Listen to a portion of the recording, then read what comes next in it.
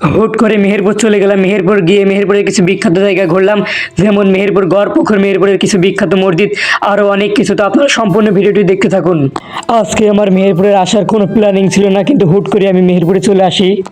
জুম্মার নামাজ শেষ করে আমি বামন্দি যাচ্ছিলাম, তো তখন দেখি আমাদের গ্রামের লোক বাসে করে মেহেরপুর যাচ্ছে। আসলে মেহেরপুরে জামাত ইসলামের সমাবেশ আছে, তো জায়গা ফাঁকা ছিল।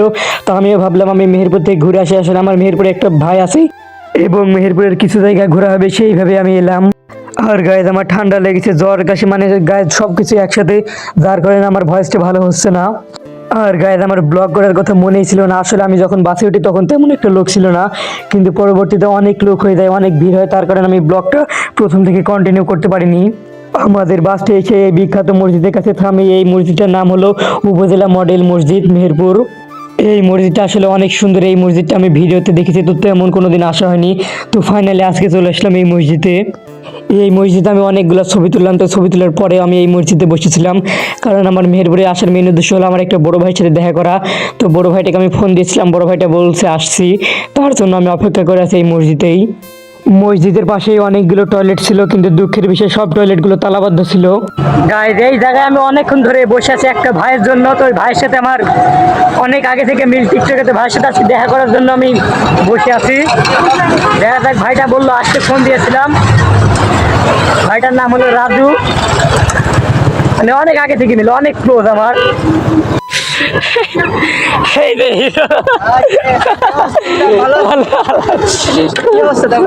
ভালো, আপনার? আলহামদুলিল্লাহ। তুমি আজকে আমার লেট করে দিলা ভাই, একটু লেট করে দিলা ভাই। মানে আমার আসার কোনো নিয়ত ছিল না, তো এখন হুট করে বলছে। আর ভাবলাম যে থাকবেন আর ইমরানকে সবাই সাপোর্ট করবেন, ঠিক আছে? ঠিক আছে, ভালো থাকবেন, কারণ আমরা তো কন্টেন্ট দিতে পারি না।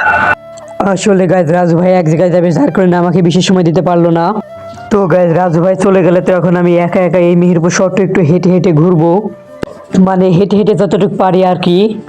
আমি কিছু দূর হাঁটতে হাঁটতে একটি বড় গেট দেখতে পাই। গেটের আমি নাম জানি না, এক সাইডে হরিণের মূর্তি করা এবং এক সাইডে বাঘের মূর্তি করা। আমার আসলে হাঁটতে ভালোই লাগছিল, চারি সাইডে গাছপালা এবং বড় বড় বিল্ডিং। আর আমি কিছু দূর হাঁটতে হাঁটতে আমাদের গ্রামের দুটো বড় ভাইকে পেয়ে যাই। এই হলো আমাদের গ্রামে সেই দুটো বড় ভাই, তাদের সাথে আমি যাচ্ছিলাম।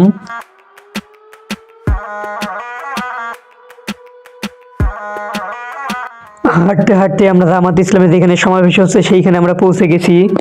এইখানে কিছু খাওয়া দাওয়ার পর আবার আমরা রওনা দিই অন্য সাইডে।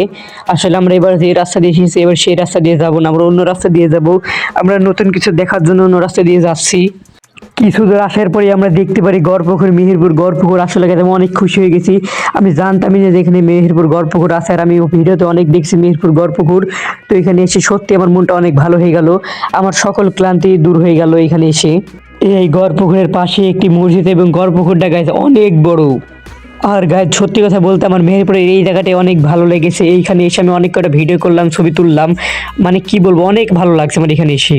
এইখানে দেখতে পাচ্ছি কিছু মানে ছিপ দিয়ে মাছ ধরছে। আমারও মন চাচ্ছিল ছিপ দিয়ে মাছ ধরে, কিন্তু কিছু করার নেই, এই উপায় নেই। এখানে গায়ের এত সুন্দর জায়গা দেখে তো আমার বাড়িতে যেতে মনে চাচ্ছিল না, কিন্তু কিছু করার নেই। এইখানে 10 মিনিট মতো বসেই আমাদের চলে যেতে হয়। আজকে বেশি সময় ছিল না, যার কারণে আমি মেহেরপুরে অনেক জায়গা ঘুরতে পারিনি। তবে অন্য কোনো দিন এলে ইনশাল্লাহ সব জায়গাগুলো ঘুরবো মেহেরপুরের।